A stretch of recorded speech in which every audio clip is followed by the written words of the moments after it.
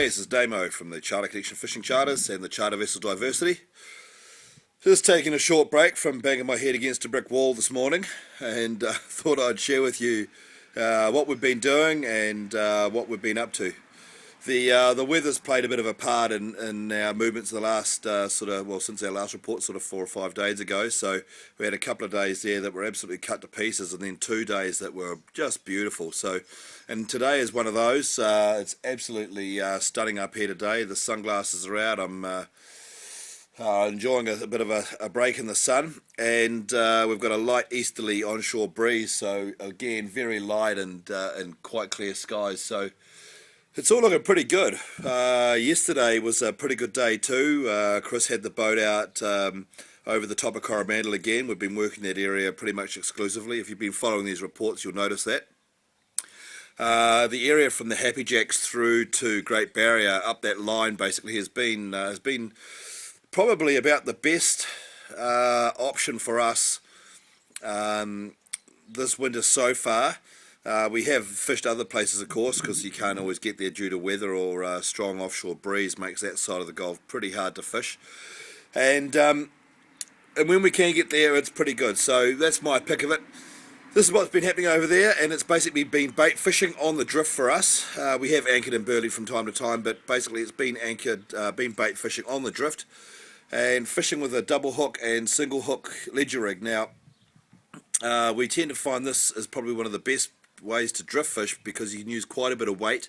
You can get down, some of the water there is over 70 metres, so you've got to actually hold the bottom. If you're missing the bottom and your line's out on more than sort of a 45-degree angle, you're probably going to skip over some fish that are hard on the bottom, especially in the current. Now, the fish on the bottom, there's less current, and mid-water there's more current, so it makes sense that the fish, being pretty lazy generally and smart, anyway, the fish will be hard on the bottom. They don't want to have to work for their food, so especially this time of year when they don't feed all the time, they want it pretty easy. So they could be grazing on the bottom, and that's where the baits need to be. So on the drift there, typically we'll start with maybe 6 to 8 ounces, and with a dropper rig. The Black Magic Snapper Snatcher has been going pretty well as a dropper rig too. We've also been using some soft baits and the slow jigs.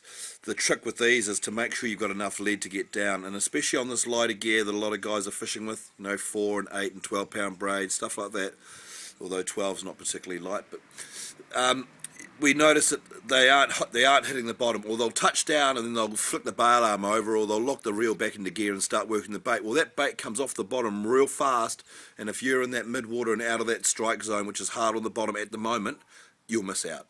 It's as simple as that. So we tend to keep an eye on that on board too, just to make sure that everyone's sort of on the same page there. So far as bait goes, the pilchards, the squid, the skipjack that I caught when we were game fishing this season, earlier on this year, that's all come out of the freezer. That's going pretty well. There's also been some ilex squid, which I get from Top Catch. They're sort of like a loligo squid, but they're a dark brown colour, and again, they're not a bad bait either. I like these in close. You can stray line these pretty well in close as a whole bait. They're quite compact. They're not big broad squids like some of the New Zealand caught squid are, so keep those in mind if you're in your local Top Catch store. They have them on special too at the moment, just quietly.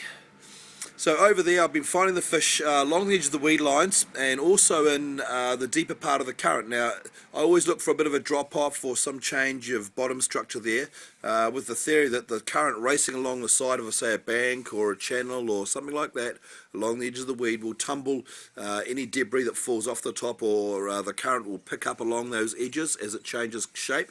And it can make pretty easy grazing for fish like snapper that will feed on just about anything. They'll feed on shellfish and crabs and periwinkles and just about anything you like in situations like that too. So along the edges have been probably the best, but especially on those banks that are sort of west of Channel Island and north east of Channel Island towards Tryphena out there. So a lot of seagrass and stuff through that area too, I believe. So again, it's good grazing. There's lots of worms and stuff, and they have a pretty easy time of it when they want to feed. The other thing over there is anchoring and burling with the current and the wind together and getting all that happening back into some structure. Lots of burley flowing. Just keep it pumping out for a good couple of hours. If you don't catch anything then, I'll be very surprised. You've sort of got to know when to pull the pin in a situation like that.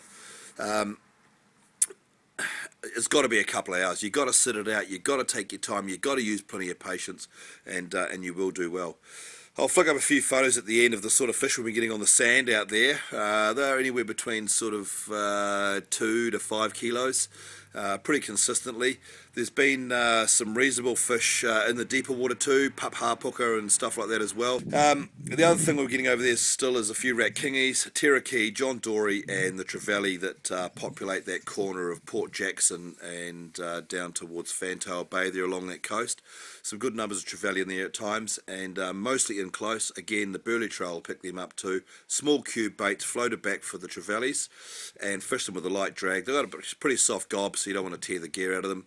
With the dories, let them run with your liveys or your deep set liveys, and you should be okay there too. With the kingies, complete opposite. Then you got to hit them hard. They'll take you straight to the bricks and bust you off in there, especially in close. They know it like the back of their hand, and they're a lot smarter than us under the water. Anyway, that's it for this week. There's a lot coming up. This weekend's shaping up to be okay by the looks. There may be a little bit of breeze kicking on the Sunday afternoon, but it looks like about 10 to 15 of east. For us, it's back over to the Colville Channel. We've got a good group on Saturday, good group on Sunday, so we're into it. The boat's coming back soon. I understand they've done pretty well again, so yeah, you can hit us up as an individual fisher for $99 for a 10-hour day trip still. You can catch us on Facebook. We have a Lucky Angler photo goes up there once a week. You can claim a free fishing trip if your picture goes up there. And you can see us at www.charterconnection.co.nz. So have a good weekend, stay safe, and I'll let you know if anything else pops up. See you over the Coro way.